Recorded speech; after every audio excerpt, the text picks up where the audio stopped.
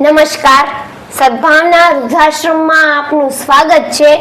શું નામ બેન તમારું? કુસુમબેન. કુસુમબેન. બાનું નામ? રમાબેન. આજ રોજ સદભાવના વૃદ્ધાશ્રમમાં કુસુમબેન રમાબેનના એડમિશન માટે આવ્યા છે. તો તમે ક્યાંથી આવો છો? ભીમદેવળથી.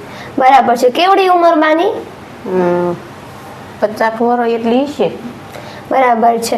તમને સંસ્થાની માહિતી તમને શેના દ્વારા મળી? વિડીયો જોતા માહિતી મળી.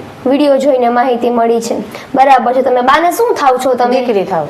દીકરી. બાને કોઈ દીકરા કે કોઈ છે? નહીં, દીકરા નથી. દીકરા નથી. બરાબર છે. બા એકલા જ રહેતા હતા? એકલા જ રહેતા હતા. બરાબર. બાને હાથમાં થઈ ગયો ને કેટલો સમય થયો? 18 વર્ષના હતા તે દુનું. શું થયું છે હાથમાં? પોલિયો. પોલિયો થઈ ગયો છે.